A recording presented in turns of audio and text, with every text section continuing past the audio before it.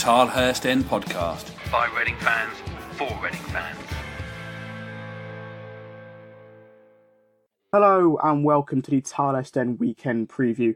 After the latest round of midweek fixtures, Reading find themselves back in the Championship relegation zone and travel to Swansea City this weekend for a second away game in a row. My name is Olly Allen, your host for today's show. I'm pleased to say that I'm joined once again by the Wokingham paper's Tom Crocker. How's it going, Tom? Yeah, not too bad, thank you. I managed to miss a win last weekend and it's back to normal by the looks of it on Tuesday now. We spoke last week about how if Reading could get that win against Millwall, which they did, there'd be sort of less pressure on the Birmingham game in midweek. But that doesn't really take away from the fact that it was still quite a disappointing performance and result from Reading as they went down 2-1 at St Andrews on Tuesday. I mean, we can't really seem to sort of string a set of results together at the moment, Tom. I mean, the shine has sort of taken off the wins a little bit because you almost know as if it won't be built upon. I mean, we said it after the Preston game. We then went and lost to Norwich. After the whole game, we did get a point at Brentford, but then put in a really poor performance against QPR. And the same has happened here. I mean, yes, that win against Millwall was a big win. I mean, we didn't play the best and we still got the result, but it's then very frustrating then to go and lose to Birmingham. I mean, is this an issue that Reading sort of really need to sort out? Or is it sort of going to be a case of, getting that odd result, that odd win sort of here and there and hoping that's enough to keep us up? I think it's been the case for most of the season, really, hasn't it? You look like you maybe turning a corner a little bit. Had it last season as well, and then just a big step back again the following game. It's a funny one because obviously if you draw both games, maybe you look at it a bit of momentum, but obviously you get less points if you do it that way. So it's difficult. I think in terms of this week, the game against Birmingham was just such a frustrating one in terms of the goals they conceded were so preventable. I think that's what makes it so frustrating. Obviously Birmingham were on a good run, but when you look at it at the end of that game, it's one that Reading pretty much threw away. I don't think Birmingham did particularly much to win it, which is the big problem. When obviously the Millwall game, you then look at it and you look at the chances maybe Millwall missed and it could have been a different day there. So then you start looking at the problems all throughout, even the wins. You look at what could have maybe gone wrong. So it's another disappointing week because obviously they then go into the back of it. You lose any momentum you might have had and back in the relegation zone again, and you go into another away game and you've got to get something or you'll still be in the bottom three. So yeah, like I say, it's you can look at it two different ways really, but I think when you come off the back of a defeat like on Tuesday and the way that it sort of came about, that's the biggest disappointment rather than if they'd been maybe outplayed by a better team, then you can sort of hold your hands up. But I think it's just the mistakes are getting so frustrating now because they're goals that they can easily could be prevented, I think. It was the fifth game in a row that Reading conceded a goal from a corner, which is a shambolic record, really. I mean, the strange thing is, I think we actually do tend to score quite a few fair goals from corners as well. I think obviously we scored the short corner against West Brom, but it's definitely something that Swansea will look to capitalise on. That Reading's one main area of weakness. I mean, you look at these goals back, and especially the one on Tuesday night and like the one against QPR, so that ball into the box just isn't dealt with. I mean, it's quite painful to watch, really. It's certainly something that Swansea will look to capitalise on. Yeah, absolutely. It's something that Paul Clement spoke about. I can't remember the first game when this run started, but I think he said that was the first goal they conceded from a corner since he joined the club. So before this run, they've been pretty good from corners, I think, at both ends of the pitch, and they haven't really let in many chances or letting any goals conceding from corners. But when you do it 5 games in a row now, it's a big problem, and it's something that teams are going to suddenly look at and target. And I think on Tuesday night, even in the first half, it was just you could just see it coming because the zonal marking. I'm not really a huge fan of it, and especially the way Reading were doing it. Birmingham brought their 2 big centre backs up just on the edge of the box unmarked with a free run into the box, and even if you've got players there, if they've got a run on you, they're going to probably win the headers. And yeah, the way the goal came about was a easy sort of knockdown, and then somebody should have been in. If they are zonal marking, somebody should have easily been in that zone to clear it away anyway. So it's just not working the way they're doing it. I'm not sure if it's personnel. I think it looks more like the system from a corner. That's something you can put down to the sort of management rather than errors, because I think it's sort of the way they're setting up from these corners. You could see that goal coming from a corner before it did come in the first half. You could see it maybe coming anyway. So obviously they shouldn't have even given away that corner in the first place. Liam Kelly just booting the ball out needlessly and then put himself under massive pressure, letting the goal, and then suddenly it's a mountain to climb again. So yeah, like you say, Swansea are definitely going to look at it and target it, and I'm sure Reading will have plenty to deal with again from corners this weekend. I mentioned the inconsistency on Reading's behalf there a little earlier, and obviously that's actually something that the Swansea fan also brought up on their side in the view from the town end that you'll hear in just a minute. But the Swans did beat Blackburn 3-1 on Tuesday night, but they lost the previous 2 before that, and they haven't actually won 2 league games in a row since the first 2 matches of the season. So that may give Reading a boost. I mean, it is a fairly young, sort of quite inexperienced side down at the Liberty Stadium. So we are likely to have the edge over them in that respect and sort of the experience terms, although I'm not really sure how much that will really count for. Yeah, it's just, you look at the table, I think before midweek, I think Swansea and Birmingham were down 17th and 18th, looked within shooting distance of Reading, and then obviously after those midweek games they're up in 8th and 9th, so they've probably slipped down a little bit now after the Wednesday games, but they've jumped up massively after one win, and because they're in that mid-table pack, which is where Reading were trying to get to after these last couple of games. But yeah, I think, like you say, Swansea's form is patchy at best, and there's no reason Reading can't go and do something there, but they're going to have to cut out the stupid mistakes like they made the other night. Like you say, they got a lot of young guys in there. McBurney's probably the leading one, a couple of Welsh guys as well, Roberts and I think James, and obviously the Fulton, which Reading were trying to get, and they've still got some experienced Premier League players who are still knocking around as well. I think Olsen, I think, is still there, and Leroy Fair and people like that. So it's a good mix of a team. I think obviously they lost a few players in the summer and didn't spend a huge amount to replace them, but like I say, their form isn't brilliant yet. They find themselves not too far off the playoffs, so that shows what. I don't want to sound like Paul Clement, say that far off them. They're only that far off mid-table, but you can see where he's coming from in terms of those teams aren't, I don't think, that much better than Reading. They're just not making the mistakes that Reading are making at the moment.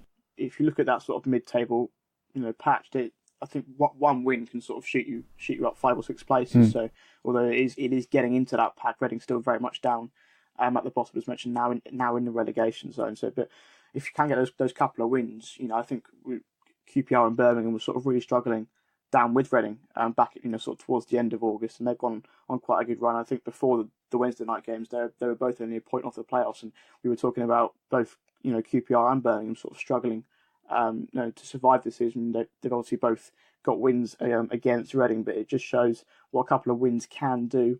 Swansea remain the favourites for this one. They're at 4-5 with odds checker, #GambleAware. Reading are 10-3 and the draw is 13-5. And in general, Tom, how do Reading sort of need to approach this game? Under Graham Potter, Swansea sort of have returned to that stereotypical possession style of football, so Reading won't want to just turn up and sort of have it passed around. And I mean, Paul Clement will undoubtedly sort of be feeling the heat. I mean, especially going back to his former club, he'll hopefully go for it a little bit. And he won't want them to be the ones to sort of end up getting him sacked at Reading too, after being sacked by Swansea themselves less than 12 months ago. Yeah, absolutely. Yes, it's going to be a big one for him. I'm sure he'll want to go and prove a bit of a point. I think it's obviously the first time he's been back there since. So, yeah, he's going to absolutely want to turn up and produce something. I think Tuesday night, Reading had a lot of the ball in that game, more than I can remember them having for a long time. And I imagine I think it'll be a tight game again. Like you say, Swansea, they'll probably want to have the ball, but Reading have got the players to do that as well. So, yeah, it's going to be a tight one. I think, like you say, Swansea are favourites, which is fair enough, but haven't won back-to-back games for such a long time, and that's the thing with Reading. You look at it, and if they did just win every other game, then they probably would be in and around that sort of mix as well. But they're sort of winning one and then losing a couple. They're not picking up any sort of draws, any points on the. I think Birmingham, 10 games unbeaten now, something, and most of those have been draws. They've just been ticking up over the points, and when you looked at it on Tuesday, you could see how they've been getting so many draws. They obviously packed the defence deep, and then they hit people on the break and did it pretty effectively. They were clinical with their chances, so that's the way they went about it. And I think Reading, for some of these away games, have got to try and do something similar. And like I said earlier, it's just the mistakes that are costing them, really. I don't think they're being outplayed in many of these games, and it's just the simple mistakes, and some of these players aren't performing at the moment, and it's there's lots of options, a big enough squad for Clement to choose from. He's got hoping to try and find a formula which can grind out some results like it did last Saturday against Millwall. We'll talk about those options in just a short while, but it is now time for the view from the town end. Time to get the Swansea outlook on things, featuring a discussion on Paul Clement. The view from the town end. What do the opposition think? You from the town end time then, and with Reading travelling to Swansea for the first time in 6 years on Saturday, I'm pleased to say that I'm joined by Swans fan Ryan Pridmore from the Ambition is Critical podcast. How's it going, Ryan? Yeah, good. Thank you, Ollie. Thanks for inviting me, mate. No worries at all. I mean, we've faced each other in plenty of pre-season friendlies in recent years, and did in the League Cup last year. This is the first league meeting between the sides since 2012 to 13. Is that the playoff final? The Premier League season in 2012-13. We came up the year after the playoff finals and then met each other in the top flight. But I was hoping we've lasted about 30 seconds before talking about that day out at Wembley. I wasn't trying to stick the knife in you. Swansea playing in the Championship, of course, for the first time in 7 years this season after relegation in May. How is the club finding life back in the second tier? I mean, you beat Blackburn 3-1 at home on Tuesday to move up to 8th in the table, just a point off the playoffs at the time of recording before the Wednesday night fixtures, with 5 wins, 5 draws and 4 defeats from 14 games. It's been a strange one, mate, to be honest, because obviously over the summer we lost a lot of our squad. Anyone earning big money went. Basically, the squad that we're playing with now currently is reserve players from last season, under 23 players from last season, and boys that were on loan at League One and League Two clubs that came back to the club. But that being said, as fans, we're enjoying it a lot more than when we were in the Premier League the last 3 seasons, where pretty much the Swansea way, as it was called, where we played attractive football and getting the ball down, playing around, completely disappeared. And now we seem to be attempting, at least, to get back to that the manner of playing the game. Was there much expectation or pressure coming into the season for the club to sort of go straight back up to the Premier League, or was it expected to be sort of more of that rebuilding job? I mean, you were rated by the bookmakers as the least likely of the relegated teams to return to the top flight straight away. And there, as you mentioned, there was quite an overhaul in the summer, and the squad looks relatively different to how it did last season. I don't think so, not from the fans. No. I think, we had a rose-tinted spectacle brigade for a number of years, but I think even they have got on board now and realised where we are as a club. Yeah. We're really struggling financially. I don't think people in the outer sort of teams elsewhere would realise how badly we are being run currently. And from the fans' point of view, especially when we loaned out all those players, sold all those players, we knew what we were left with. We were left with a bunch of kids and a couple of reserve senior players, pretty much. And we've left with a real good manager, I believe in, and a lot of the fans believe in. Yeah. And all we wanted was 100% from our players. And that's what we're getting. Sometimes we're lacking the quality, but we're always seeing 100% on a football pitch. And at this moment, the fans are behind everybody. And, we're pretty excited, even though we know we're going to lose some games we should win. You know what I mean? And, it's been pretty positive, to be honest.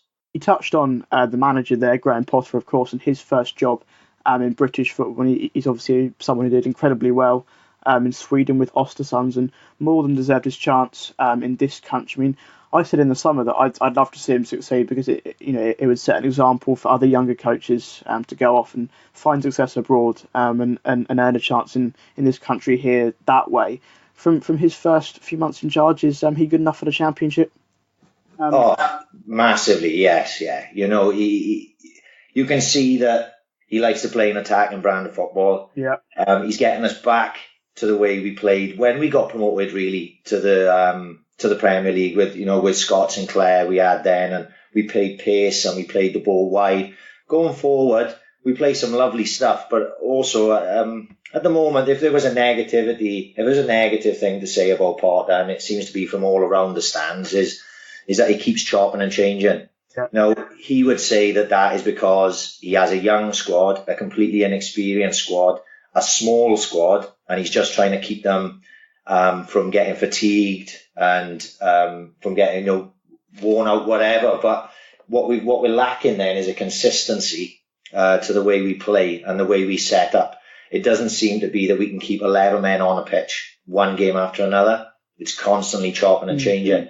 And that was the most evident was last night, where we were very poor in the first half.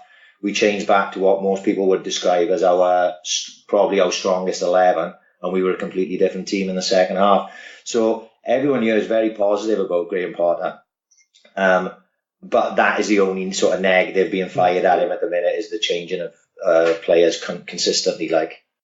That chopping and changing actually is something that Paul Clement has sort of been picked up upon. I think we've only named the same team for 2 games in a row on one occasion this season, back in September. And I was going to move on to talk about Paul Clement, now obviously a former Swansea manager and indeed the current Reading boss, but might not be for too much longer, depending on the way results go. But what was your experience of Clement like at Swansea? When he first came in, obviously he came in after Bradley, so we would have taken anyone at that point. We didn't know what to expect. Obviously he hadn't done much at Derby, but he hit the ground running here, and we got some big wins early on in his tenure. He showed up the defence, which was conceding a lot of goals. We weren't great to watch, but what we had was Gylfi Sigurdsson and Fernando Llorente, and he found a way to get them playing as a tandem. And I think if you look at that run from he came in till the end of the season, they scored goals for fun between them. You know, Sigurdsson was just knocking dead balls onto Llorente's head, and we were sneaking 1-0s and 2-1s, and you know, we had some good results. He did have a little spell in the middle where it all started going a bit wrong, but then he sort of brought it back at the end, and we won our last 3 games of the season to stay up. You know, I hoped personally that he would get funds in the summer, that he would be able to bring in players he wanted and shape a squad. But that didn't materialise, and actually we lost Sigurdsson, we lost Llorente, both the week before the season started, and we left him with nothing.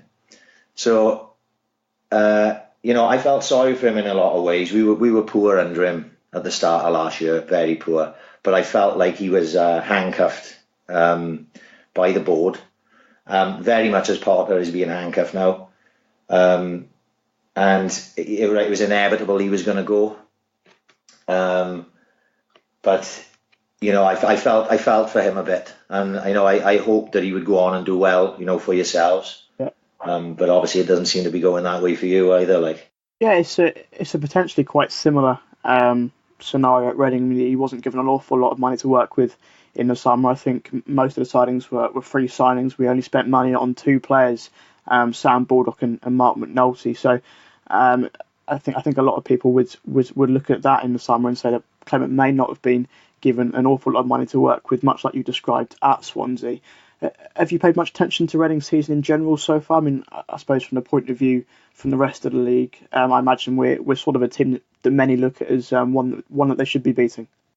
Yeah, well, I saw that you beat Millwall the weekend, didn't you? Yeah, 3-1, yeah. Yeah, I saw that you beat Millwall the weekend, and I saw, obviously, that you played Birmingham and lost last night, because I was keeping an eye then, because obviously it was coming on today. Yeah. Outside of that, I mean, no, I've been watching the goals and stuff on, you know, EFL on Quest, but I haven't really paid that much attention. But I don't think, I wouldn't look at Reading as a team and think we should beat them, because I don't think there's a team in the league that I would be that confident to pick that we should go and beat them.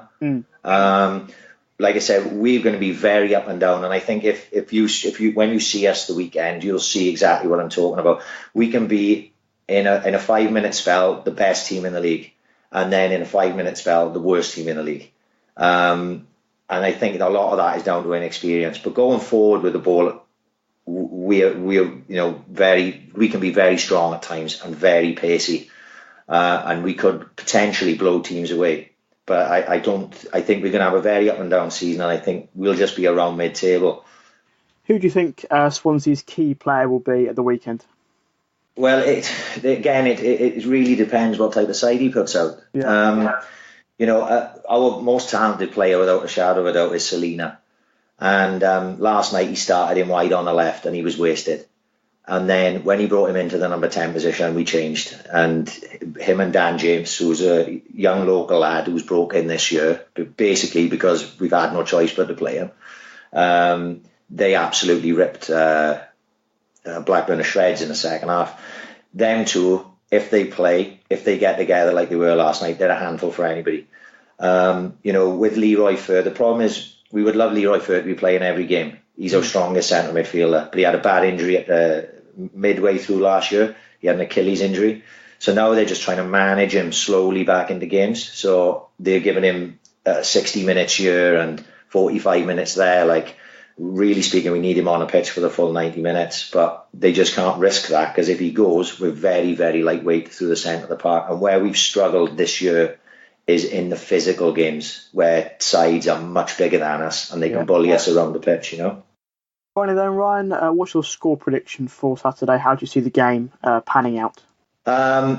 Like I said, a lot of it, mate, it will be down to team selection. So if you now, as you're coming down here, if you look at the side that finished last night against Blackburn, if that side starts on Saturday, then I think we'll win the game and we'll win it 2-1 or 3-1. But if we don't, and we play the likes of Tom Carroll, who I don't rate at all, and offers us very little, and we chop and change and we're playing right backs in the centre midfield and things like that, then anything could happen, mate. And I genuinely wouldn't like to predict, because we absolutely slaughtered Ipswich the other week and lost 3-2. And it was one of the most one-sided games I've ever seen. That's what we're going to be like all year. We could beat sides 4-0 and then lose 4-0 to the bottom team the next week. That's just the way we're going to be, I think, for the season. Yeah, I'm going to go for a Swansea win, actually. I'm going to say 1-0 to you guys, which may well mean, after Swansea sacked Paul Clement last December, you might well finish him off at Reading just 10 months later. You think it's that close, yeah? I think there's a chance. I think before the Wednesday night fixtures, we're outside the relegation zone, but could well fall in after them. And his record sort of since joining in March hasn't been great. I think we got 2 wins back in the last season, and won just 3 times so far this season. But the board were quite patient with Jaap Stam, previous manager, so they might potentially give him until the international break. But if you beat us handsomely, then Clement might well be given his P45. My thanks then to you, Ryan, for joining me on The View from the Town End this week. All the best on Saturday and for the rest of the season. And you, mate. I don't wish you all the best for Saturday, but I wish you all the best for the rest of the season, mate. Thanks very much. It's now time then for me and Tom to discuss Reading's team news ahead of Saturday and pick our preferred lineups for the game. Get social with the boys. Find them on Twitter at the Tilehurst End and facebook.com/the Tilehurst End. Welcome back to the Tilehurst End weekend preview as we look ahead to Swansea versus Reading this Saturday, and it's time to discuss the team news.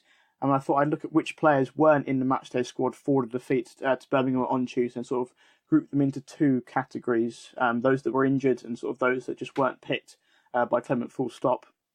We'll start with the ones that were injured, and largely it's still the long-term ones that are sort of still a fair way away from returning. Jordan Abita, Callum Harriott, Dave Edwards, Adrian Popper and Omar Richards. Saeed Ezatolahi sort of also be a few weeks away yet, but there was also no Vito Minone on Tuesday night, which who also missed the Millwall game, along with fellow goalkeeper Sam Walker, who did return to the bench against Birmingham. We'll discuss the goalkeeping situation in more detail in a minute, Tom, but just quickly, has there been any sort of explanation as to why sort of both Minone and Walker both missed the Millwall game? Could we see Minone back in the squad on Saturday? Yeah, I think nothing too serious on both, just a couple of little knocks. It sounded like Minone was going to play last Saturday. I'm not sure if that's because Walker was injured, but he was going to play and then declared himself not fit enough to play. So, I don't think those 2 are serious injuries, but it's going to be an interesting one as to whether he doesn't even make the bench now, Minone. I'm not too sure. I think all 3 of the goalkeepers are for a pretty level playing field in terms of, I think, 1 or 2 bad performances and they'll be out and someone else will get given a go. I don't think anyone's staked their claim just yet for it. So, I don't think either of the injuries are particularly serious. So it's just a choice of who Clement wants to go with, really. As for the players, sort of just not being picked, I mean, you've got Paul McShane, who may still be injured, but I'm pretty sure I think he's fit. David Myler, Mark McNulty, Paul Clement, I don't think he's featured at all so far this season in the league. And the most interesting one, Mo Barrow. I mean, as a general point, I'm sure McShane, Myler, McNulty and Barrow sort of would expect to sort of feature more than they have done so far this season. So it'll be interesting to see whether they can regain a spot in the squad. But Paul Clement revealed after the Birmingham game that Mo Barrow had breached club discipline, and that's why he's not being included. But he didn't really go into much more detail than that, did he? Yeah, no, it's something that's still a bit cloudy exactly what it is. But yeah, it's clear something's gone on there. I think when Paul Clement came in, something was raised up from their time at Swansea together, and whether there's an ongoing problem there, we're not too sure. But I think I said last week, in terms of he's not been in great form this season anyway. I think last season he needed to pick him when Clement came in. I think he needed to be in the team because there wasn't too many other options. But you've got so many wingers there now who are performing better or as good as Barrow anyway. So it's not like he he can demand to be in the team. Obviously, I think he should be above a couple of them that are on the bench at the moment, but he's not been brilliant all season, so it's not like he's just been dropped for no reason. So I'm sure he'll be back in sooner rather than later. That's how it tends to work. These things get resolved, and he'll be back in the teams. Obviously, one of the bigger earning players, I imagine. So yeah. I'm sure he'll be back involved at some point. But as for the other ones, I think O'Shane is still injured. I think he's still out at the moment. Okay. I don't think he's in full training. I think he had a little setback, and the other one, I think Harriet is available to be selected now. It's another winger available. So like McCleary came back last week, I think Harriet could come back fairly soon as well. So in terms of the rest of them, like you say, still quite a lot of players missing, and like you say, the ones who weren't even on the bench, Myler, McNulty, they're going to be wondering exactly what they've got to do to get back in the team. But there's plenty of options there, and Barrow possibly not this weekend, but I would be surprised if he was left out for too much longer, just because of the way these things tend to work out. Everything considered, then, Tom, what would your team be for Saturday? I think you have to stick with Jacola in goal, which seems crazy when we were talking about this situation last week. But yeah, I think he's got to stay in goal, look good again on Tuesday night. Back four, I'll stick with a four just about. I think Yadom, Ilori was poor on Tuesday, I think, but he's not worth to be dropped off for one bad game. Liam Moore and Tyler Blackett, and then I think I'd go for a three in midfield. I'd bring back in Myler. I think they need a bit of presence, a bit of experience in there. Him along with Bakuna and John Swift, and then McCleary I thought looked good when he came on Tuesday night. I think I'll just give him another go from the start. And then Mate's obviously scored 3 goals this week, and then Bodvarsson up front. Say Baldock possibly, but I think I'd go with Bodvarsson just because, like you say, Swansea are probably going to have quite a lot of the ball, so it'd be good to have an out ball in Bodvarsson. But yeah, there's a few options in there. I mean, it seems to be a common theme on the podcast for us to go with almost the exact same side except for one change. And that's the case again this week. I'd actually go for a 5-3-2 formation, taking McCleary out for John O'Shea. So that's Yakoda in goal, Iadom, Moore, Ilori, O'Shea and Blackett's a back 5. Myler, Bakuna and Swift in the middle, and then Bodvarsson and Mate up front together. I think John O'Shea sort of deserves another chance. Obviously, he's been injured for the last couple of games, came back onto the bench against Birmingham, but that whole game he played really well despite getting the sending off. And personally, I actually feel as well we play a little bit better actually when we do go 5 at the back and just trying to be a bit more solid. I think we've only kept 1 clean sheet so far this season, and that was that whole game when John O'Shea was in there. So we can try and keep Swansea out. I mean, I don't think they scored particularly many goals. I think Reading actually have scored more goals than Swansea this season, but we've conceded quite a few. I think 23 goals we conceded this season. As I say, just 1 clean sheet. But potentially Paul Clement's big decision this weekend will come who starts in goal. And we seem to have these discussions almost every week, Tom, which probably isn't really a good thing, considering that's the position that you want to have nailed down more than any of the others, really. But Anthony Yakola, of course, came in against Millwall with both Walker and Monone injured and put in a really good performance, making 10 saves, which is the most out of any Championship goalkeeper this season. He made a couple of good stops again on Tuesday night. We've obviously both gone for him to start again at Swansea. I think would it be harsh dropping this weekend? I mean, obviously, when all 3 of Yakola, Monone and Walker are fit, one is going to have to miss out on the squad. And I've gone with Yakola again just because I think it would be hard to drop him. But I think, I couldn't even have imagined saying that last week on the podcast when he was barely in the picture. I think I even joked about him playing in the squad. Yeah, obviously he's picked through necessity really, but he's come in and done the job. And I think the other 2 have both had issues. Monone and Walker have had issues in the team recently. Walker obviously that West Brom game and then didn't play against Millwall. Yakola's come in and done well. I don't know why you would leave him out now. Like I say, all 3 have. I think they're all on a fairly level playing field, and especially in Clement's mind after these last couple of games. And I don't think that's a position that they need to be chopping and changing unnecessarily. Really, obviously, the only time Clement's changed his keeper all season is because of injury. It's not because he's decided to make a change there. And I think Jakola's done enough to be given another game and see how he gets on. I think there's still problems in terms of him as well. But I think he looked good again on Tuesday. Obviously, he made some good saves on Saturday and.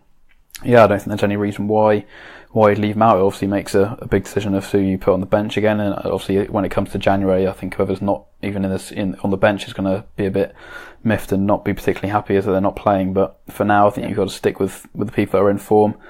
Yeah, like I say, it could be a case of him playing behind a back five of O'Shea in it. I think that would be perfectly reasonable. The only reason I went with McCleary, I think he might try and take the game to Swansea a little bit more. If you have back five and then Bacuna and Myler in the middle, it might be a little bit defensive. But I think, like I say, O'Shea deserves a bit of a chance at some point, and that could well come on Saturday. I think Ukola will be the man he'll be playing in front of.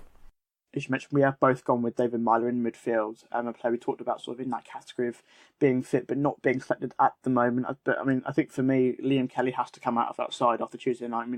He obviously made that ridiculous error, sort of putting the ball out for the corner that resulted in Birmingham's first goal.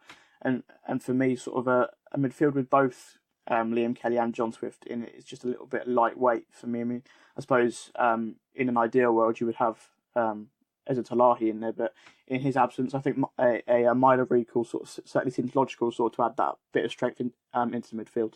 Yeah, absolutely. Like I say, I think Ezra Talahi would have played if he was fit, and then it wouldn't be so much of an issue. Kelly struggled for form a little bit for most of the season, I think, and like I say, that mistake on Tuesday might have just topped it off. But it's a tough one because I think Swift, it could be Kelly or Swift. Like I say, both of them in the same game away from home is probably not the best idea. You could easily argue that Renamotta's ahead of Myler in terms of giving a shot in midfield, but I think he's probably gonna. I think you'd probably want to go with a bit of experience in there. Obviously, Myler's struggled a little bit as well since he's come in, but he's got to play at some point. You can't just bring him in and then not play him again after giving him just 5 games to try and bed himself in. So I think obviously he's fit again. I think it's a good chance to bring him in with Saeed out injured and see how he gets on. And then, like I say, maybe bring Kelly out. I think Kelly's started pretty much every game apart from maybe 1 or 2 this season and hasn't been particularly great in quite a few of them. So I think you need a bit of a stronger midfield, like you say, and I think Bacuna and Myler could be a decent way of trying to help John Swift as well get forward a bit more.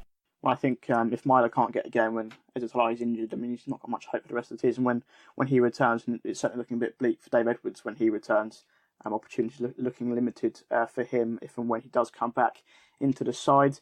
Prediction time then, Tom. I actually got the Birmingham result spot on, as I said, a 2-1 home win. You went with 1-1, which was logical, considering the Blues are their draw specialist. I think you said something about 8 draws out of 14 or 15 games so far this season. But what are you going to go for this weekend? It's getting slightly embarrassing how bad I'm doing in this now, to be honest. But I'm going to go for Swansea to win 2-1. I think it's going to be quite tight. And I'd say I think the last 2 I've gone for draws, but I'll go for a defeat this time, and hopefully I'm proved wrong and they can pick something out, but I'll go for 2-1 to Swansea. Yeah, a defeat got me the points on Tuesday, so I'm going to go for a defeat again at Swansea. I'll go for a 1-0 win to the home side that may or may not lose Paul Clement his job. Is that edging closer depending on whether Reading lose this weekend? Obviously, defeat's not going to help the situation, but I don't think it's imminent. I think, like you say, they gave Yapstam plenty of time last year, and they got 3 more games. I think it is till the next break now, and I think the one positive is there's a few more sides down there. They're not like they've been cut adrift. There's still plenty of teams down there who they can catch with sort of 1 or 2 wins. So I think for the moment they'll hope that they can pick up 1 or 2 wins and jump up a couple of spots and then try and reassess it. But I don't think it's his case if he's 1 defeat away from losing his job, unless you go there and lose 7-0 or something, and then obviously it might change a little bit. But yeah, I think he's still safe for a little bit longer now.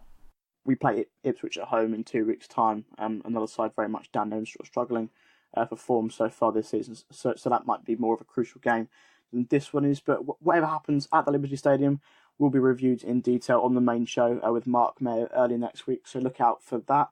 The podcast came out early this week and before the Birmingham game. They looked back on the Millwall match and took another trip down memory lane to pick a so-called dream team between the current Reading side and the 2009-10 team that, of course, started in similarly awful fashion under Brendan Rodgers. That was with Mark and Westy. If you haven't already listened to that, I would thoroughly recommend going and doing so. As for this show, the weekend preview, we'll be back at the same time next week to look ahead to Reading's return to the Medeski Stadium as they host Bristol City. On the website, thetilehurstend.com, we'll have a full report and ratings from the Swansea game, as we already do from the Birmingham match, and all of the aftermath from that fixture. On a similar note, Tom, what can we look forward to on the Wokingham paper next week or so? Yeah, it's just all eyes on the Swansea game, really. I think obviously it's a clear week next week, so we'll have the preview from this one coming up on Thursday or Friday, and then hopefully plenty of positive reaction in the week afterwards. So head over to Wokingham today for that. Yeah, I'm not holding my breath on positive reaction, but make sure you go and check that out on the Wokingham paper. Thank you very much then, Tom, for joining me on the Tilehurst weekend preview this week. Pleasure, thanks Ollie. No worries at all. And thank you at home for listening to this week's show. Safe travels if you are journeying across the Severn Bridge to Swansea on Saturday. Come on, you ours. The Tilehurst End Podcast. By Reading fans, for Reading fans.